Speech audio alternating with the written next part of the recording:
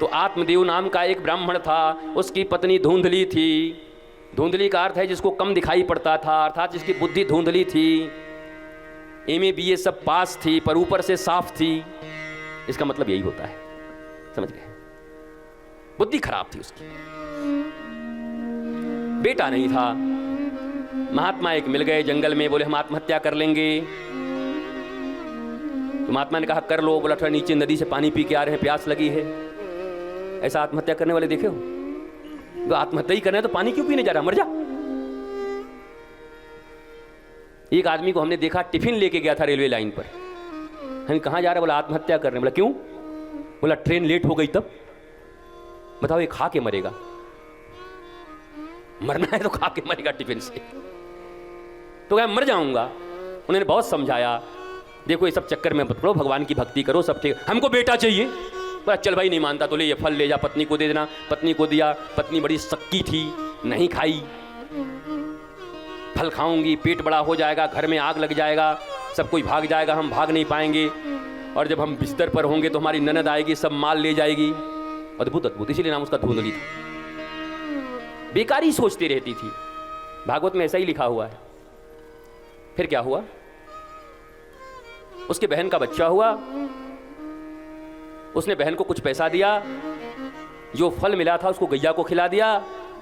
गैया से भी एक बच्चा हुआ जिसका नाम गोकर्ण हुआ, और अपनी बहन के बेटा को ले लिया जिसका नाम रखा धुंधकारी। मैया ने कहा देखो आत्मदेव, इसमें तुम्हारा कुछ नहीं है, इस बच्चा को पैदा करने में सब हमारा मेहनत है, नाम हम ही रखेंगे। बोला रख दे। बोला हम हैं धुंधली, इसका नाम रहेगा धुंधकारी। बहुत बढ़िया, बहुत अच्छा। जैसी मैया वैसे ही बेटा महाराज। तो धुंधकारी और गोकर्ण हो गए। गोकर्ण बहुत पंडित थे, बहुत ज्ञानी थे, संत थे, और ये महाकपटी था। शराब पीता, वेश्याओं के पीछे जाता, चोरी करता, आग लगा देता किसी को, बच्चों को कुआं में डाल देता।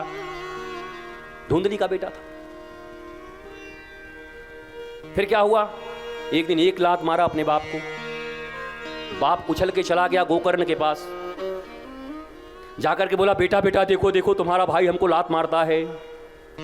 तो गोकर्ण जी ने कहा कि जाओ अपने बेटे के पांव की पूजा करो, रोली चढ़ाओ, मोली चढ़ाओ, चंदन चढ़ाओ, आरती लगाओ। बोला क्या बात करता है, फालतू बात, उसने लात मारा है। बोला तुम्हारे घर में ही संत रहता था गोकर्ण रूपी, लेकिन आज तक तुम्हें नजर नहीं आया था। भला हो तुम्हारे बेटे की लात कि घर में छुपा हुआ संत तुमको नजर आ गया।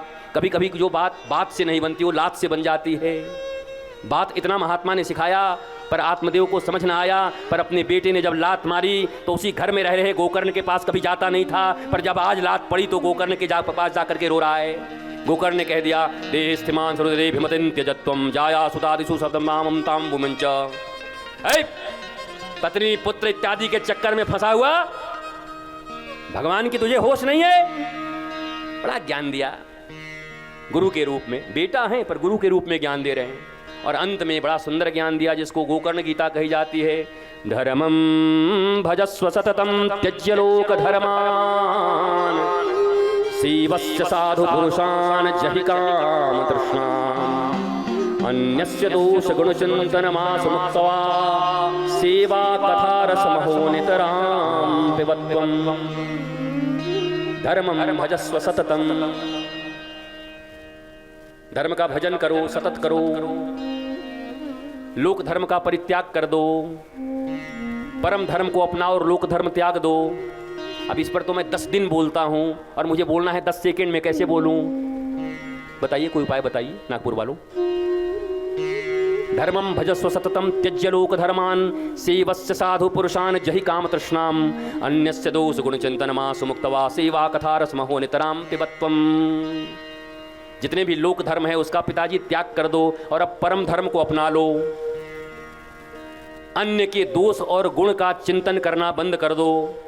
भैया दोष चिंतन करना तो ठीक है, बुरी बात है, लेकिन गुण का चिंतन करना भी क्यों बंद कर दे? प्रश्न ये उठता है। अन्यस्य दोष गुण चिंतन मासु मुक्त्वा, दोष के बारे में विचार करना बंद कर दो और गुण के बारे में विचार बंद करना कर दो। क्यों? बोला दोष के बारे में विचार करोगे तो शत्रुता हो जाएगी, और गुण का विचार करोगे तो राग हो जाएगा। राग और द्वेष जब तक रहेगा तब तक अभिनिवेश नहीं होगी। राग और द्वेष में फंसे हुए आदमी के जीवन में कभी ज्ञान और भक्ति नहीं आता। अगर किसी के गुण का चिंतन करोगे तो उससे राग हो जाएगा, और किसी के दोष का चिंतन करोगे तो उससे द्वेष हो जाएगा, और ये दोनों भूत हैं, खतरनाक हैं। इसलिए रमता जोगी बहता पानी। साधु न किसी की निंदा करता है, न साधु किसी की स्तुति करता है, निंदा स्तुति से ऊपर रहता है, न किसी का गुण गाना है, क्योंकि एक ही काफी है, एक तेरे सिवा।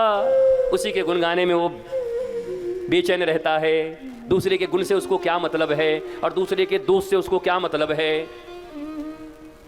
तो ये शिक्षा दी, भक्ति करो। फिर आए गोकर्ण जी। गोकर्ण जी ने कथा सुनाई। अब 7 बांस 7 फट फट फट फट गए, भूत निकल गए। ये सुनने से भी क्या फायदा है, छोड़ो। 7 ग्रंथियां होती हैं मनुष्य के जीवन में। जब श्रीमद् भागवत के 7वें दिवस की कथा सुनते हैं तो एक एक दिन एक एक ग्रंथि निकल जाती है, चक्र होते हैं, चक्र का वेदन हो जाता है। बांस टूटने का मतलब यही है। वैदांतिक सार सुनना चाहिए। कथा में सिद्धांत जरूरी है, दृष्टांत इतना हो पर सिद्धांत मूल रूप से अपना लेना चाहिए।